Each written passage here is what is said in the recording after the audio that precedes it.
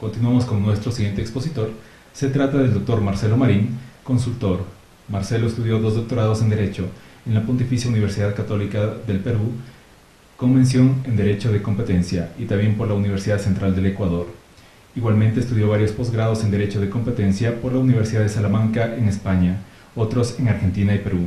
Fue consultor del Ministerio Coordinador de la Producción, Empleo y Competitividad para la elaboración del proyecto de Ley Orgánica de Regulación y Control del Poder de Mercado 2010-2011. El doctor Marcelo Marín nos presenta el tema interfaz entre la propiedad intelectual y la competencia. Doctor, bienvenido. Muchas gracias. Trataré de hacer lo más pronto posible la presentación en vista del tiempo. Bien, la conexión funcional entre la competencia y la propiedad intelectual es en realidad enorme. Es imposible hacer en una presentación todo lo que se podría decir.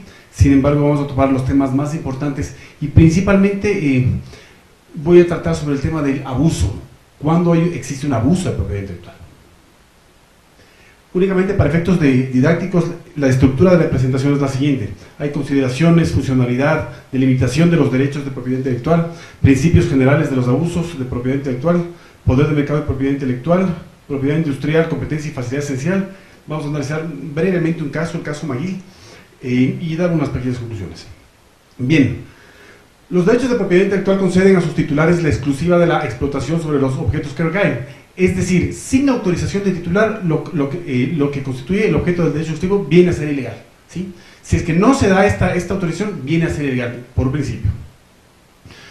Por lo tanto, lo que caracteriza fundamentalmente a los derechos de propiedad industrial es que constituye una excepción a la libre competencia que debe regir el mercado. Son una excepción.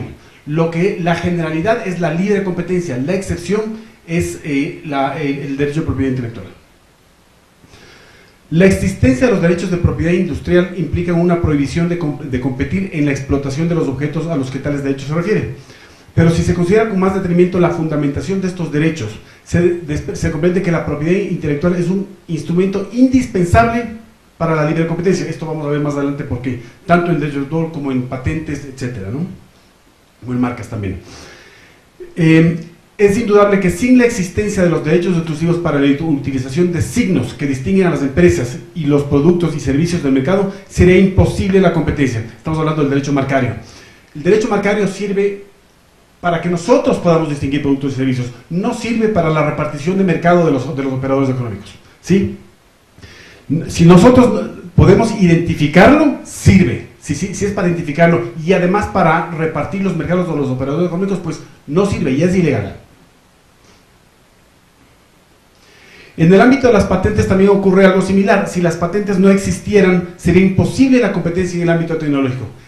Es importantísima la propiedad intelectual y las patentes. Nadie invertiría en investigación ni un centavo sin tener una seguridad razonable de que los resultados que se obtengan podrán ser explotados exclusivamente por quien haya hecho la inversión. Es eso lo que asegura la patente, ¿sí? Que quien haya hecho la inversión puede explotarla exclusiva durante un tiempo limitado, siempre limitándose exclusivamente a lo que la patente señala. Si ha excedido los límites para el cual fue conferido el derecho de patente, entonces entramos en abuso de propiedad intelectual, ¿sí? Los casos de abuso de propiedad intelectual son nuevos aquí en el Ecuador. Sin embargo, estamos hablando desde principios de siglo pasado en Estados Unidos. El primer caso lo veremos un poco más adelante. Gracias a esa explotación exclusiva se hacen inversiones en investigación, y gracias a ella existe la competencia tecnológica. Si los competidores desean seguir en el mercado, tienen que preocuparse por hacer investigaciones que conduzcan a nuevas tecnologías que van a ser ofrecidas a nosotros en el mercado. Si no lo pueden hacer, están destinados a morir en el mercado. Si hay más competencia en la tecnología, eso va siempre en referencia a nosotros, en beneficio nuestro. Sin las patentes, esto es uno de los principios fundamentales, sin las patentes la competencia es imposible, así de simple. En el marco tecnológico la competencia es imposible sin las patentes, pero es también retroalimentarse. Vamos a ver más adelante cuándo la patente se convierte en un abuso, en ilegal, ¿sí? Recordemos que el artículo 322, comentaba con mi amigo, de la Constitución de la República, señala que el Estado reconoce la propiedad intelectual condicionada a lo que señala la ley. Es decir, de entrada la propiedad intelectual está condicionada, no se la reconoce per se, Eso es un esquema que tenemos que cambiar en nuestra mentalidad. Está condicionada. ¿A qué? A lo que señala la ley. Y además nuestra Constitución es clara, porque dice que es a lo que señala la ley. No dice que es la ley de propiedad intelectual. No dice la ley que regula la materia. Es la ley. Es decir, la propiedad intelectual está condicionada solamente a lo que dice la ley de control de mercado, la ley de comunicación, que también tiene temas de propiedad intelectual, y evidentemente la ley de propiedad intelectual. Pero está condicionada. Tenemos que cambiar el esquema, ¿sí? Además, por jerarquía constitucional, las dos leyes, tanto de comunicación como la de orgánica de control de poder de mercado, están por sobre la ley de propiedad intelectual. Por lo tanto, y como principio general, cabe afirmar que aun cuando los derechos de propiedad intelectual constituyen excepciones a la competencia, pues también son instrumentos indispensables para que exista la competencia de mercado. Los derechos exclusivos de propiedad industrial carecen de toda significación en regímenes donde no existe competencia. Es una simbiosis. Se retroalimenta. No existe propiedad intelectual si es que no existe el derecho a competencia, y no existe derecho a competencia eficazmente aplicado si no existe propiedad intelectual. Por ejemplo, ¿qué es lo que dice la Unión Europea? Dice que la existencia de los derechos de propiedad industrial no es contraria al Tratado de Roma, donde están las normas de competencia, que es un mercado libre de competencia. Lo que sí es contrario al principio de libre competencia es el ejercicio que se haga de los derechos de propiedad intelectual. Entonces estamos entrando, vemos que no hay una oposición, ¿sí? Hay un complemento. Esto está en varias jurisprudencias, ¿no? Desde el 66 vemos que hay un complemento. Este principio de complemento indispensable ya fue tomado por la Comunidad Andina. Es decir, ambas normativas pueden pervivir, sin lugar a duda, no se oponen, son complementarias, ¿sí? La existencia de los derechos de propiedad no es contraria a la libre competencia, pero sí puede ser contrario el ejercicio concreto que se haga de los derechos otorgados a los titulares. Interesa pues determinar, por tanto, qué principios deben tenerse en cuenta para saber cuándo la propiedad intelectual y los ejercicios de propiedad intelectual son compatibles o incompatibles con la libre competencia. Veamos. El principio general, como les dije en un inicio, es que en cualquier caso el respeto a la libre competencia. La excepción, como comentamos en un principio, es la propiedad intelectual, ¿sí? Ello significa que cualquier restricción al principio de la libre competencia debe tener una justificación. La justificación en el caso de la propiedad intelectual es legal. Es legal. Lo que hay que justificar es la restricción y no al contrario. Es decir, la vigencia de la libre competencia no necesita ser justificada. Existe per se. Lo que necesita ser justificada es la propiedad intelectual. Así lo dice la Constitución también, ¿no? Si vemos exactamente y como está tipificado el 322, la ley de propiedad intelectual está condicionada a lo que señala la ley. Tiene condiciones, si no, no se le respalda. Partiendo del principio general anterior, la protección de los derechos de exclusiva de propiedad industrial ha de ser considerada como una excepción y como tal ha de estar justificada, esto ya vimos. Y ese ejercicio debe mantenerse dentro del ámbito y finalidades para los que se establecieron los derechos de propiedad industrial. Es decir, que solamente podrá justificarse como excepción al principio de la libre competencia un ejercicio de los derechos de propiedad intelectual que sea conforme al objeto específico para el que se ha instituido legalmente el derecho que se ejerce. Me explico. Voy a tratar de explicarme con el primer caso de abuso de propiedad intelectual que yo he logrado investigar. Evidentemente, si algún colega tiene alguno anterior, con todo gusto podemos hablar. A principios de siglo, Henry Ford denuncia a la ALAM, a la Asociación de Fabricadores de Automóviles de los Estados Unidos. ¿Por qué? Porque la ALAM tenía esta patente para fabricar automóviles a combustión de 2 tiempos, ¿sí? Y así se mantuvo durante 15 o 20 años. Y siempre cobraban las regalías por si alguien quería fabricar los automóviles. Sin embargo, recordemos que esta patente fue dada para vehículos a gasolina y a 2 tiempos. Entonces, lo que hacía la ALAM es cualquier motor de combustión a gasolina sería cobrado. Le daba el permiso y tenía que cobrar regalías. Ocurre que Henry Ford comenzó a fabricar automóviles no de 2 tiempos, sino de 4 tiempos. A gasolina, pero de 4 tiempos. Demanda a ALAM y después de 10 o 15 años gana Henry Ford. Pero la resolución es muy buena. Lo que dice es que se ratifica todo lo que señala la patente. Es decir, la ALAM tiene todo el derecho de obtener regalías de los automóviles de 2 tiempos y con combustión a gasolina. En consecuencia, como se reconoce esa patente, Henry Ford tiene todo el derecho de fabricar de 4 tiempos. Dicho de otro modo, la patente de Alam excedió los límites para los cuales fue creada. Y eso podemos verlos en muchos casos, como vamos a ver a continuación. En cualquier momento que exceda los límites para el cual fue creada esa patente o ese derecho de autor, como vamos a ver en jurisprudencia más adelante, ha excedido el límite del derecho. Y si se comprueba que la empresa tiene poder de mercado en ese determinado mercado, pues hay un abuso de derecho. ¿Sí? A esto me refiero cuando yo digo que solamente podrá justificarse como excepción al principio de libre competencia un ejercicio de los derechos de propiedad industrial que sea conforme con el objeto específico para el que sea instituido legalmente el derecho que se ejerce. Si excede, abuso. ¿Sí? Vamos a la delimitación de la protección de los derechos. Esto es en términos muy generales. Dicho de otro modo, pueden existir más. ¿Sí? En derecho de competencia esto funciona así, no hay nada taxativo. Se puede incluir muchos más. ¿Cómo se delimita la protección de los derechos de propiedad industrial? Primero, solo puede considerarse que existe una excepción al principio de libre competencia para el ejercicio de las facultades atribuidas legalmente al derecho exclusivo. De lo contrario, no existe ninguna excepción. Segundo, hay que tener en cuenta que la excepción al principio de libre competencia debe referirse solo al objeto para el que el derecho exclusivo ha sido conseguido. Lo que hablamos hace un momento, el caso Ford, ¿no? Él tenía todo el derecho a fabricar los automóviles a 4 tiempos y no como la patente de Alam a 2 tiempos. Es decir, Alam excedió el límite para el cual fue creado.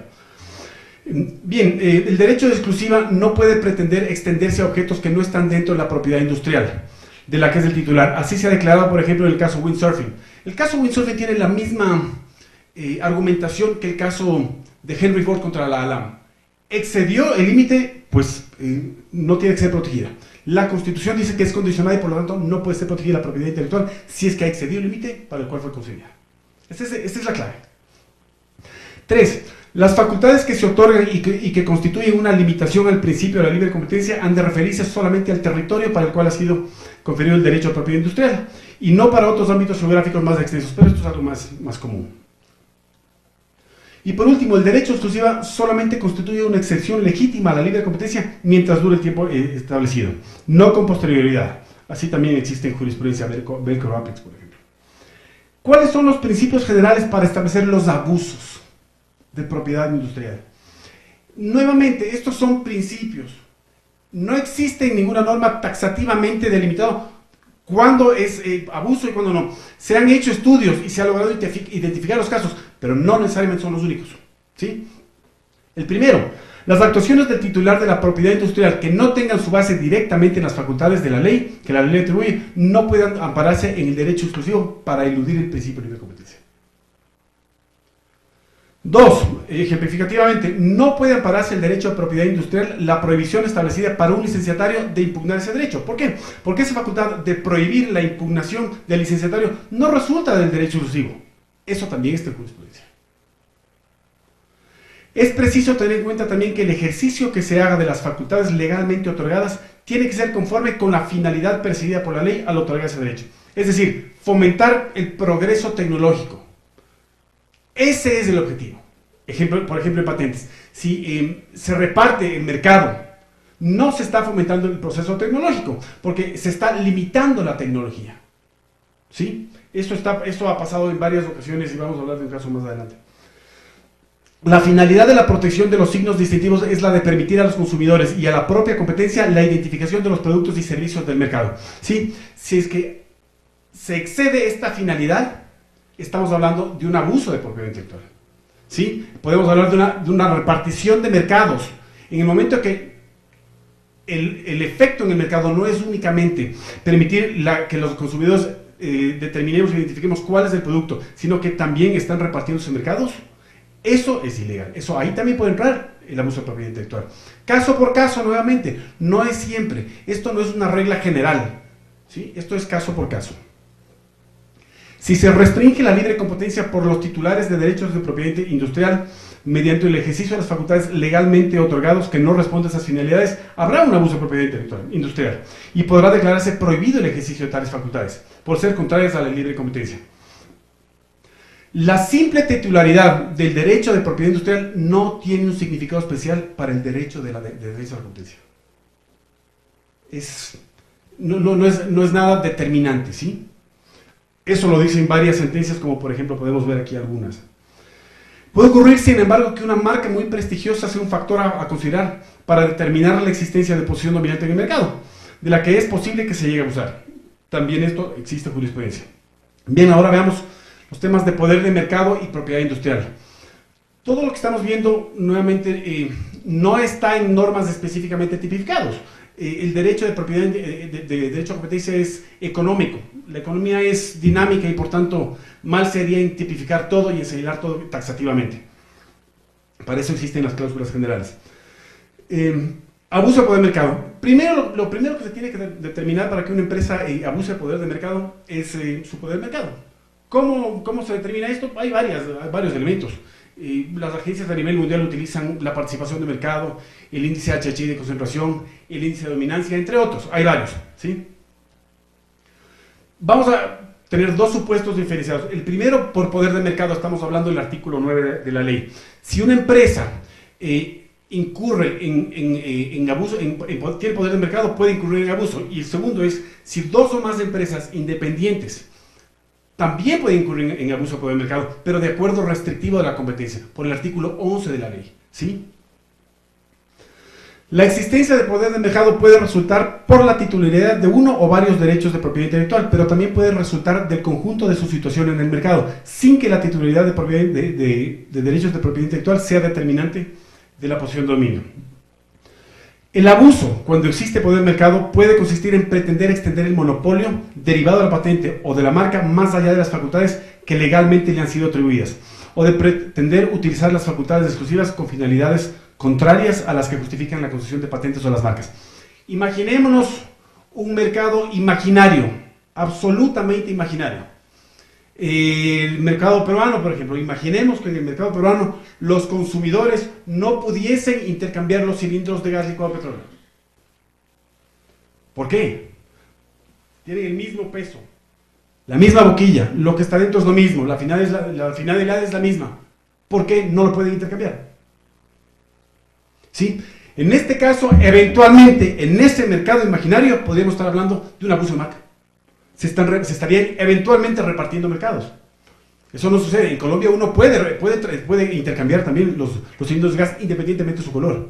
¿Sí?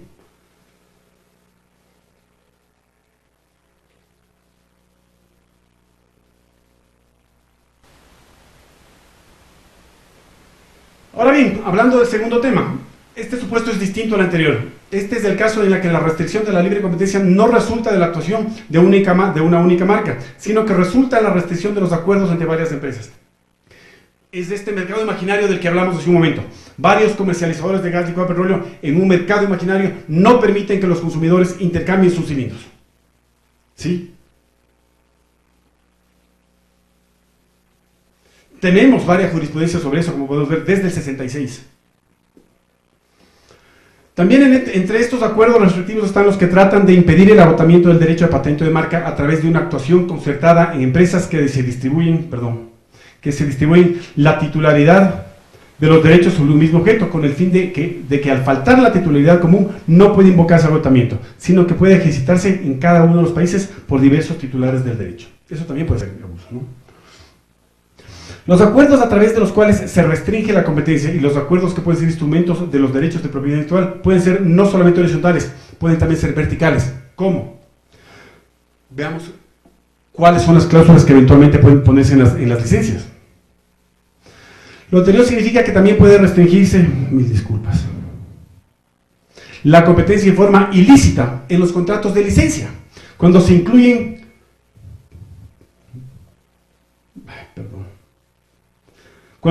cláusulas limitativas de la actuación de alguna de las empresas participantes en el contrato y esas limitaciones no tienen una justificación real y objetiva en las facultades legalmente atribuidas al titular del derecho, sobre la que la licencia recae.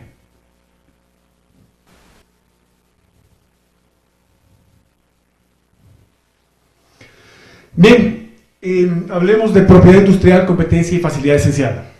Sí. ¿Las autoridades de competencia pueden calificar un bien como facilidad esencial? Pues sí, eso ha sucedido en Europa, vamos a ver más adelante. Dado lo anterior, el propietario tiene incentivos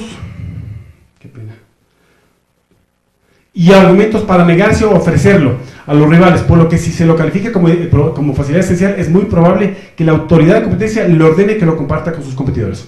Esto es factible. Para ello se evalúa cuáles son las circunstancias excepcionales bajo las cuales ha considerado que el acceso al mercado promovido por las normas de libre competencia tiene primacía sobre la protección otorgada por la propiedad intelectual. Veamos cómo funciona esto, o cómo funcionó esto en Europa con las facilidades esenciales. La facilidad esencial se enmarca dentro del ámbito de las negativas injustificadas de trato, prohibidas, negativa injustificada a contratar, ¿sí?, por las normas de defensa de la competencia. Un bien es calificado como una facilidad esencial cuando es insumo necesario para participar en una actividad productiva. Existen a nivel de jurisprudencia y a nivel doctrinario 3 elementos fundamentales que determinan cuándo se puede declarar una facilidad esencial en materia de propiedad intelectual. Estos son: 1. No debe ser posible duplicar el recurso. ¿Sí? Debe ser imposible o muy difícil encontrar un bien alternativo al recurso en cuestión, ya sea por razones de índole física, legal o económica. No debe ser posible replicar el bien por medio razonable alguno, lo que implica que no debe existir un sustituto actual ni potencial para el recurso. Este es el primer requisito. El segundo requisito es más interesante aún. Debe ser imprescindible acceder al recurso. La facilidad debe ser indispensable, para ingresar o mantenerse en el mercado, lo que supone que si el interesado no logra acceder al referido bien, tendría que abandonar el mercado o simplemente no podría ingresar en él. Para ello no basta que el competidor se vea impedido de ingresar al mercado sin acceder al recurso, sino que debe demostrarse que ninguna empresa puede ingresar a ese mercado.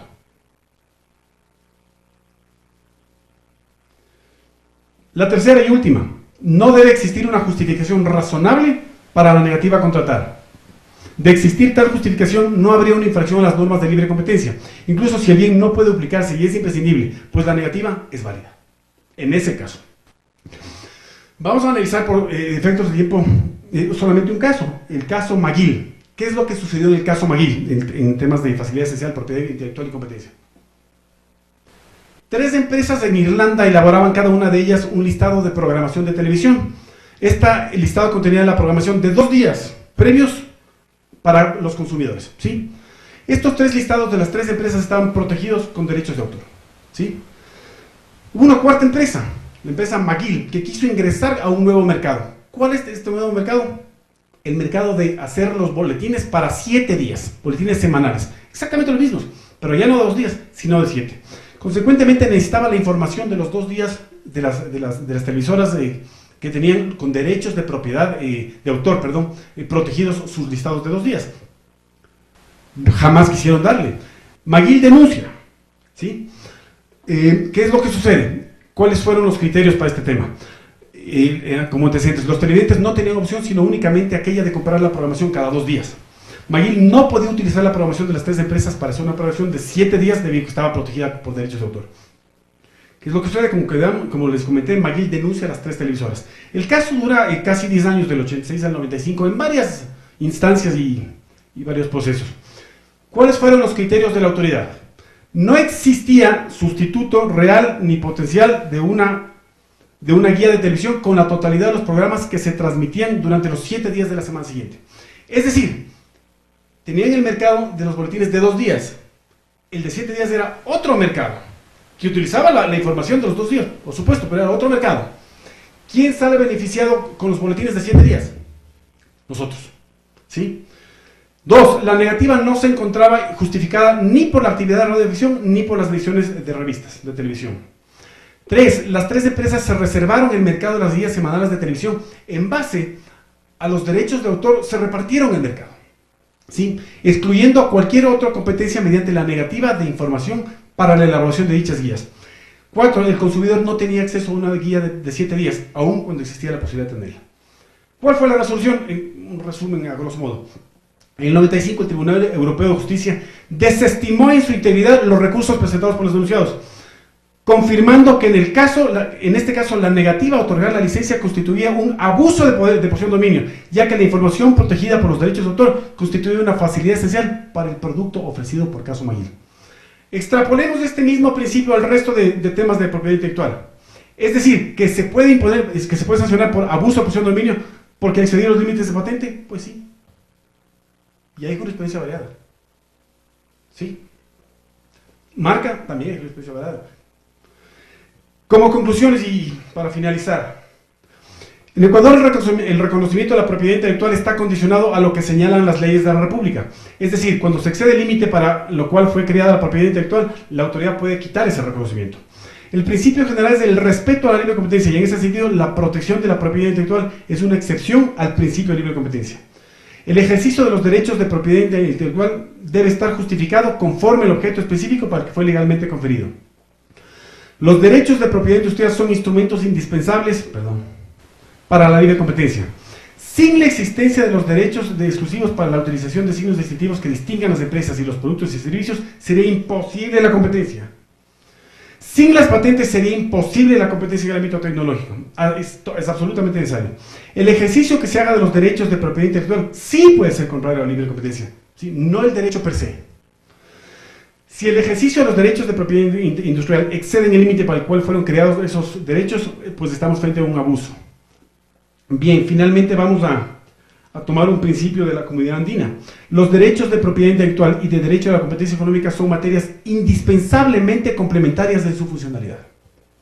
No se oponen, son complementarios indispensables. Muchas gracias.